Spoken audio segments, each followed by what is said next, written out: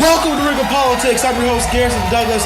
Ooh-wee. We got a good show planned for y'all today. My guest today is the one and only Congressman Bob Inglis. Yes, yeah. You guys can clap. Yeah. More than likely, he's going to be talking about climate change. More than likely, I'm going to listen. Sometimes you do, sometimes I don't. You never really know, right? But first, before we jump into this amazing interview, we're going to go ahead and just, talk about the past a little bit. A little bit of history, a little bit of news. Now, a lot of y'all probably remember President Obama last year reached a deal with China. Some call it historic, some call it landmark, some call it a failure. Describe it as you will. He reached a deal with China to lower carbon emissions in both respective countries to help fight climate change.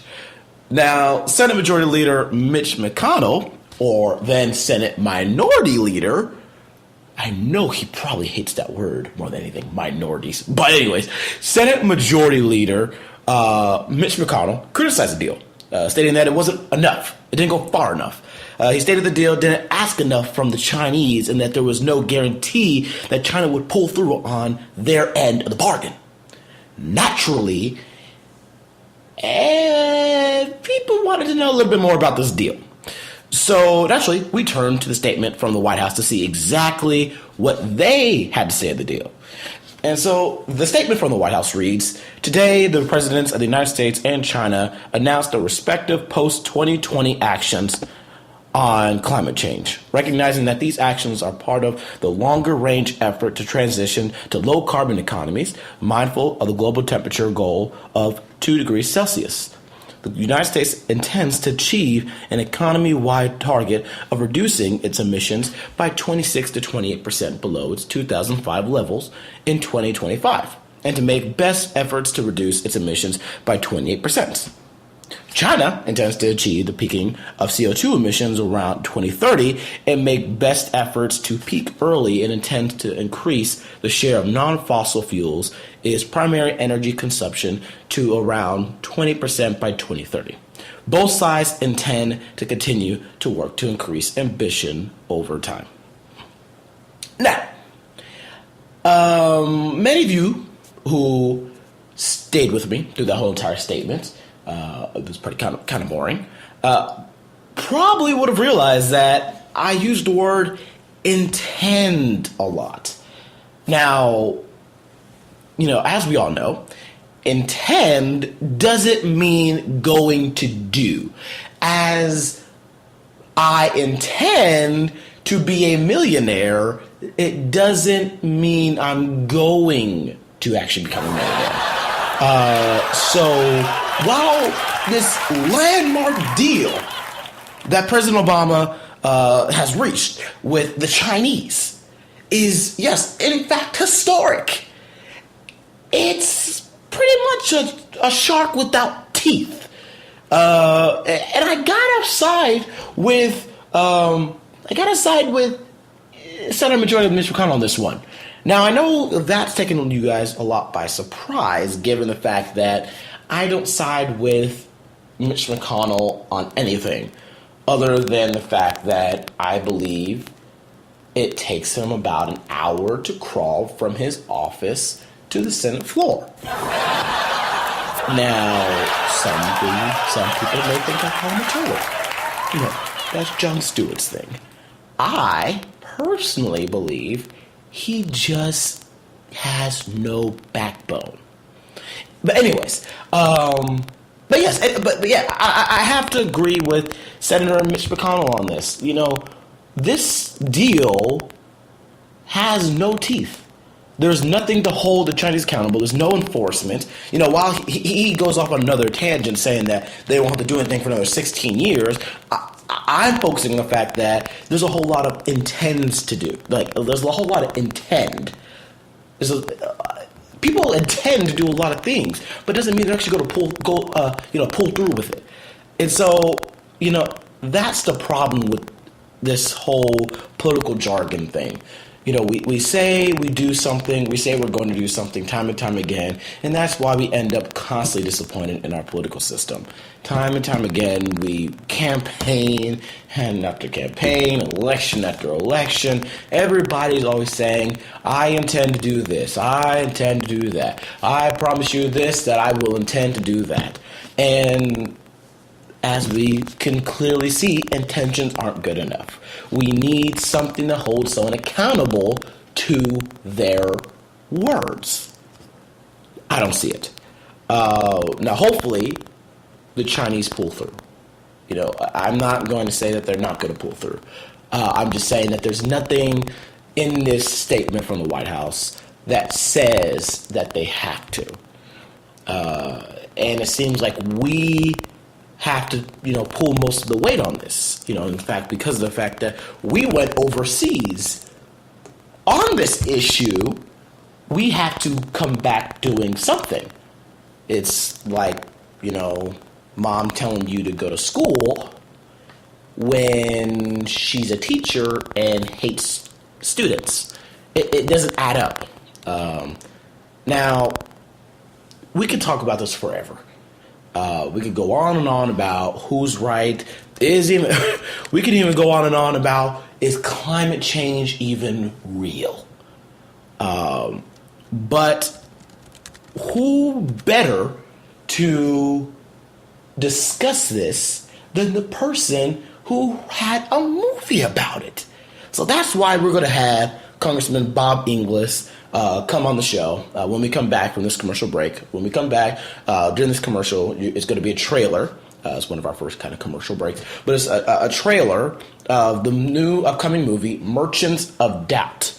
It's a film that Congressman Bob Inglis is a part of. He is a major proponent of it. It is a lot of his views. And then we come back, we're going to talk to Congressman Bob Inglis, or former Congressman Bob Inglis, about this issue.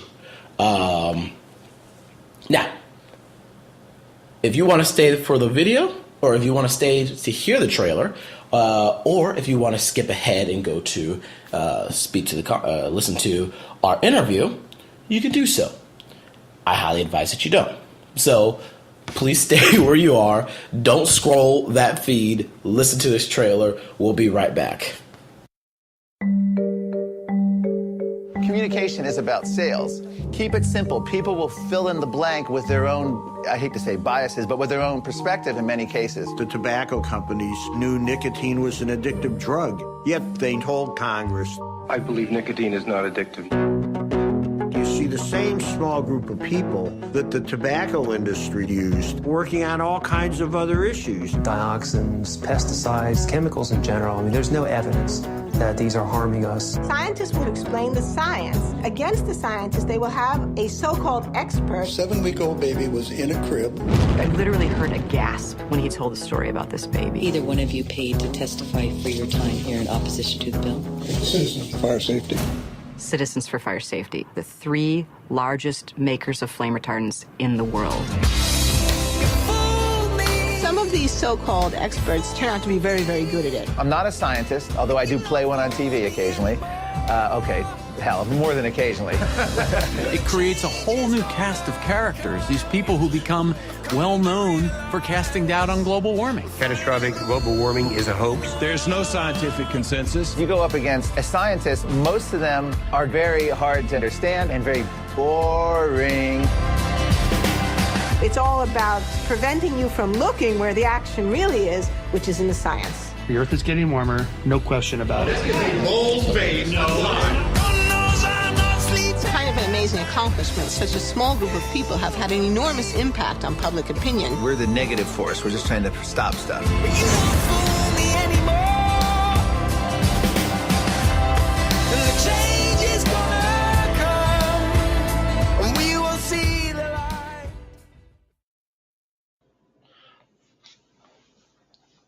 All right, everyone. Well, we're back with my guest today, former Congressman from South Carolina, Bob Inglis. How are you doing today? Good, Kirsten. Good to be with you.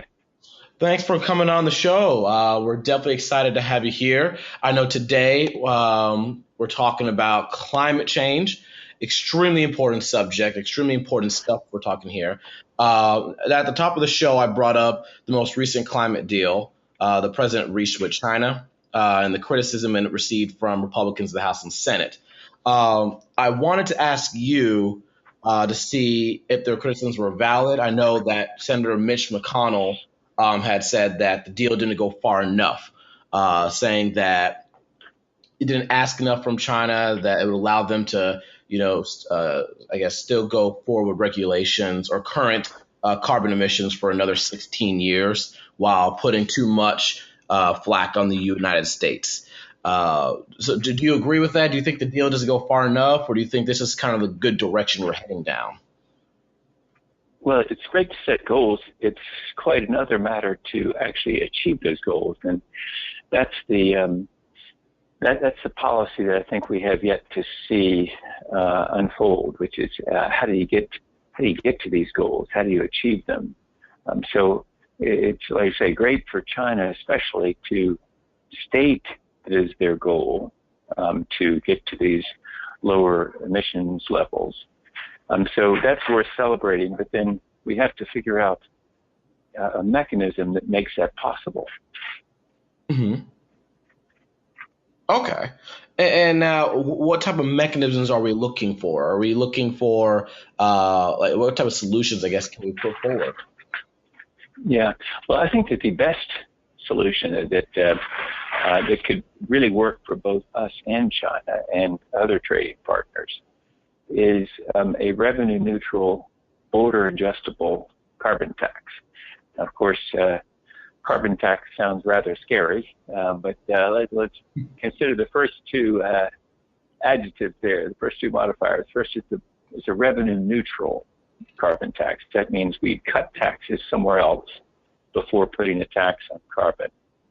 And second, it's border-adjustable. That means that the tax would be removed on our exports, but imposed on imports coming from other countries, so that we wouldn't punish domestic manufacturing.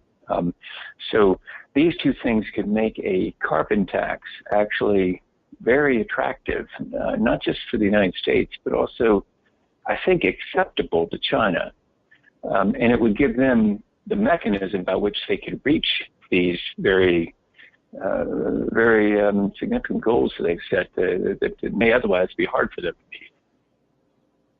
Okay, so now I heard carbon tax. I know you went into a little more detail there. Getting a carbon taxes through Congress, that seems extremely difficult right now. Yep, it is. But that's, if it were easy, I guess it'd already be done. And so it is a hard thing to do. But consider this. There is appetite in Congress for doing some sort of tax reform, especially corporate tax reform. Mm-hmm. So that could be a vehicle by which a carbon tax moves. Because if you're a Republican like me, want to reduce corporate income taxes, how do you do it? Well, you got to find some revenue to replace the lost revenue you're about to give up by cutting corporate income taxes, taking them down to more typical worldwide levels. We have very punishing corporate income tax in this country. So if you drop that tax, you got to find revenue somewhere. And probably one of the best places to find it really is in a carbon tax, because then what you do is you unleash all kinds of innovation. And the important thing, Garrison, is it's not false innovation. What I consider false innovation is if you have some government prop subsidy that makes it possible for a challenger fuel to make it, then that challenger fuel can live only as long as that subsidy lives. But if you have rather just a level playing field where you're basically saying, okay, here's what we're going to do.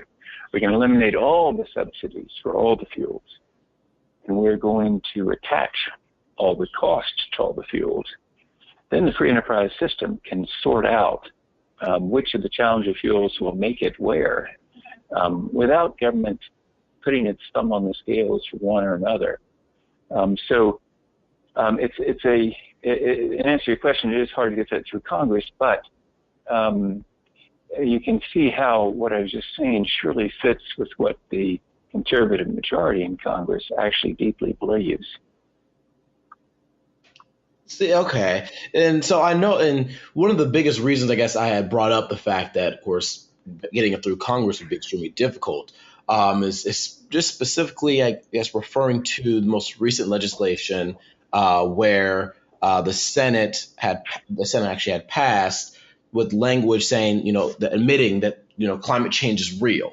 However, they want to explicitly put in there that it's not caused by man. And so I guess that the reason that came to my mind is just, we're still even trying to, I guess, fight the battle that climate change is even real. Or basically, I guess, even being man-made. I know that was the issue that you came across back when you were a congressman, that there were so many people that disagreed with that mindset, especially on the conservative platform, that even just climate change in general is man-made, or that that man has a part in creating this most recent climate change. And so, I guess, having that as it is, are we fighting so many battles where we're focusing on how do we solve the problem? Where do we get the revenue? All that kind of stuff. When should we be focusing, I guess, on even convincing people first that climate change is man-made, or is this something that the overwhelming amount of Americans believe to be true?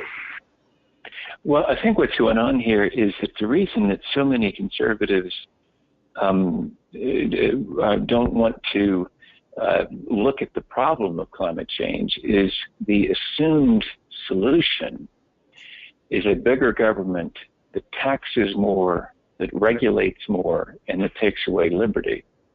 Well, if that's the assumed solution, then naturally I want to go and doubt whether we've got a problem or not.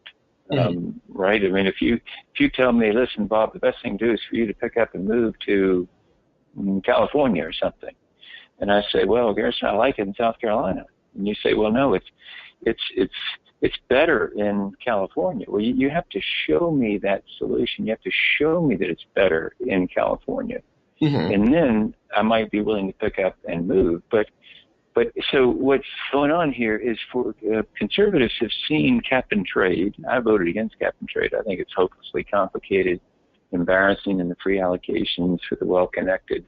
It's a massive tax increase and would have decimated American manufacturing. So for all those reasons, I voted against it. And so that's the assumed solution. So conservatives understandably say, well, you sure we got a problem? It's sort of like another way to put it. If I told you here's a plan of surgery for that back problem you're having, Garrison. First, we remove your head.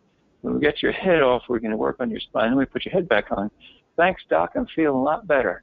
I don't think I've got a back problem anymore because the solution is anathema.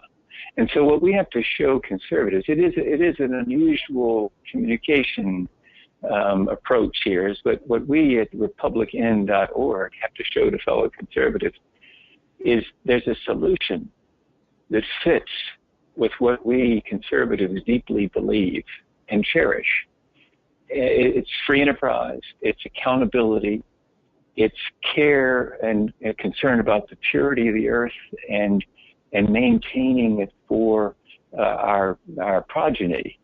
These are things that are deeply cherished values by conservatives. If we can show a solution that's consistent with those values, then I think what we'll see is people just sort of saying that, well, of course we knew all along there was a problem. It's just that we didn't like the solution, and we had to try to stop these people that were trying to grow the government. And so that's where we are at republican.org. So with that, why is it that, we're letting liberals out there, just put out their own ideas, and, people like Mark Morano speak for conservatives on this issue when there's so many different free market solutions that we could put forward? That's a great question, and it really is. It's the point, of course, of what I hope conservatives who go to see Merchants of Doubt, the film by Robbie Kenner that shows how some merchants of doubt have created doubt all the way from tobacco and its causal connection to cancer to on through acid rain, ozone, and now on to climate change. They're a group of contrarians who are outside of their profession and who therefore have doubled down on this sort of denial, creating denial and doubt. And so what I hope happens is when conservatives especially go to see Merchants of Doubt, the film, what they say is what you just said, Garrison. Why let the Merchants of Doubt speak for us? Why do we let these, in some cases, hired guns speak for us? Why? They're discrediting conservatism. They're not being consistent with our deeply held beliefs. Because, what we conservatives like to say is we're the people that really do stick with the facts, and we pay attention to facts and data, and we're used to, in business, making decisions based on good, hard data. And so in this case, what we're being driven along by, in some cases, is more like some sort of theological objection to the science of climate change, which is a rather strange place for us to be as conservatives. Okay, yes. And now Merchants of Doubt, I know that's a film that most just came out March 6th. I know it was released in New York City and a few other select theaters. And that is being released in a few more theaters, correct? In a couple more locations? Yes, there's a website, Merchants of Doubt, the film, and if you go there, there's a whole list of a bunch of theaters all across the country that it's opening in over the next couple of weeks. Okay, excellent. So definitely everyone who's listening, I watched the trailer of it, and then, of course, before we came back on, we played the trailer of it as well. So, definitely, from my understanding and from what I've read about it, it's definitely something to check out. And now I want to also ask you this. Now, with the most recent climate change or climate deal with China, and we're talking about it right now, it seems like politics are changing right now. It seems like we're talking about this more and more. It seems like it's going to have to trickle into the 2016, GOP primaries for the presidency. What are we looking at here? Is this like the new discussion? Is this going to be one of the new top issues to talk about? I think it is going to be a very different cycle than the previous two presidential cycles. 16 is on the other side, we pray, of the Great Recession. We hope we're seeing the back of the Great Recession and that it is now fading into our past. Mm-hmm. And so what worked in the Great Recession in the last couple of congressional cycles and last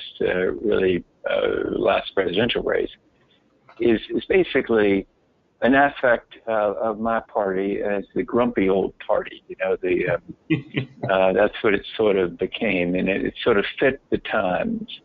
Because we were mad and we were upset about our house values, our mortgages, our jobs were at risk, and we were very upset. And so grumpy old party sort of fit. But now the Great Recession is leaving us. I hope that my party transitions to the Grand Opportunity Party, the one that's going to show how to make a brighter future with free enterprise and accountability. And so I think there's a breakout opportunity for one or more of the presidential candidates who says, the other fellows and ladies up here that are wearing that grumpy old affect, it's oh so very Great Recession. And the new style is that we are ready to lead the future, and more in keeping with the American DNA, which is, you got a problem? Well, there surely must be a solution, and America the Great is going to find it. And so lead, follow, or get out of the way is what that candidate or a couple of candidates may say in the debates. Mm-hmm. And so that's what I'm hoping is going to happen, a breakout by one or more of the candidates. Okay. Now, I guess speaking, just, getting your opinion, since we do have you here, do you have any thoughts on, the front runners? Of course, you have Scott Walker right now out there and Jeb Bush. Do you believe that they'd be good or great candidates for this issue? Well, I think the ones that I've heard speaking, they come to mind.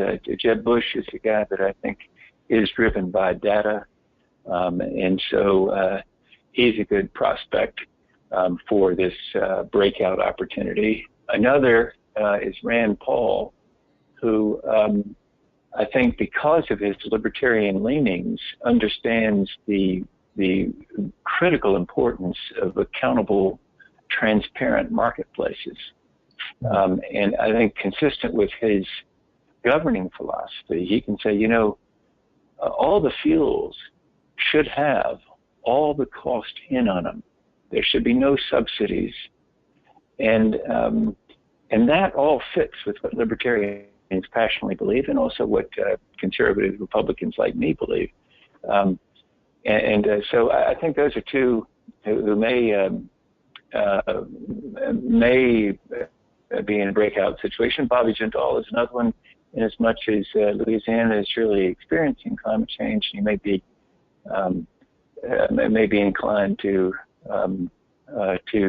say so, because he also is a very bright fellow, and so hopefully that scientific mind will carry the day there. Okay. All right. Very interesting. Now, a sizable amount of our viewers are younger, definitely, in college. And I guess I wanted to ask you, as we're seeing a lot of major issues in this country being tackled by these college students through, I guess, what you call viral videos, and Twitter and Facebook and I believe Snapchat and all these different avenues. What can they do, I guess, to help bring more awareness to this issue, bring more awareness to these sort of conservative principles on climate change? Yeah, most important thing that I think they can do is write a letter to Grandpa and explain why it's important, because perhaps they have a grandpa, like many grandpas, or a grandmother, who just think that the world's changed a little bit too much, and we just need to slow this down, and for goodness sakes, don't need to worry about this silly thing of climate change. If they could write to that grandmother or grandfather and explain to them why it's important to them, the student, it really could make a huge difference, because in the end, Garrison, it's the heart that tells the head what to do. We all like to think, especially many of us that are analytical, like to think that we're very rational and driven by data and things like that. Mm-hmm. But the truth is, our heart makes our decisions, and then our head goes and justifies that decision. But in this case, what we have is good data. There's plenty of data for the head to work with, but it starts and good philosophy. If you happen to be a conservative, believe in free markets, like I've just been talking about, or a libertarian and believe in accountable markets and transparent marketplaces, there's a lot of good data to work with in the head, but it starts with the heart saying, this matters to me. And this is important because maybe I want to leave the world a better place than it was when I came along. Maybe it's because if you're young and you hope for many years to come, you realize that, this is your time, and this is your responsibility. So it's a matter of reaching out to Grandpa and Grandma, convincing them, and then convincing friends as well in that same in the student age group to get involved and to bring on some of those folks that so far haven't found it in their hearts to act on climate, because something's blocking their consideration of the facts. And it may be that they feel sort of threatened by all the change in the world, but they hear from their grandchildren. Mm-hmm. They can sort of see that, hey, grandkids are dealing with this. They live with all these neat apps, and they're doing all these cool things. Let's roll with it, because the grandkids love us, and they'll help us through it. All right. Well, that's a very good message to send to them. And definitely I had to, for our listeners out there, those of you who are the younger side, a letter is a sheet of paper or an email. Well, it's like if grandma and grandpa have an email, send an email to them. But do try to remove that forwarding button, because way too often grandma and grandpa forward stuff that just ain't so from their computers. Very good. I think it's one of the best things that could be done for the country is if we could remove forwarding buttons from the people that send all the stuff around that, they're completely discredited, but they somehow keep on forwarding it. Oh, yeah, and you get stuck in an infamous loop of chain emails that no one can get out of. Yes, exactly. Oh, but all right. Well, definitely thank you, Mr. Inglis, for coming on the show. Definitely love having you on here. Definitely love having you on here again sometime in the future. Everyone, please do go see, if you're in the area where it's premiering, go online to merchants-of-doubt.org and look to see a location that's playing. Look to see if it's playing in your location. If it is, go see it. I tell you, it's definitely something worth watching. I definitely going to try to see it myself. Thank you, Mr. Inglis, for coming on the show. Great to be with you, Garrison. And if folks want to check out our website, tell them to text EN, the letters EN, to 66866, and they'll be connected up with us, and they'll be able to see, among other things, an interview with Robbie Kinner, the filmmaker of Merchants of Doubt, where he talks about important questions that especially conservatives would want to know the answers about his film. Oh, amazing. All right. Well, you guys always love texting, so it gives you something to text, right? Yeah, exactly. All right. Well, thank you again for coming on the show. Hope to speak to you another time soon. Thanks, Garrison. See ya. Well, that's all we have for Real Politics. Thank you for joining us. Hope to see you guys next week. We don't have a guest lined up quite yet, but you go on Facebook, you go on Twitter, or you go on Instagram. You got to find out who our guest will be for next week. And I'm telling you, whoever's going to be is going to be awesome. It's going to be thoughtful. It's going to be insightful. You're going to just know we're always going to plan a good show for you. Even if we don't have a guest, there's always something we're going to fill up with. All right. So tune in next week. Follow us on Facebook, Politics at Home. Go to our website, regalpost.com. So many different ways to view us. Follow us on Facebook. Probably going to add a Snapchat in there sometime, or Vine. We don't know, maybe so, but follow those things first, all right? Let's see if we can get those, all right? All right, so that's it for Regal Politics. I'm your host, Garrison Douglas. Have a good rest of your day, everyone.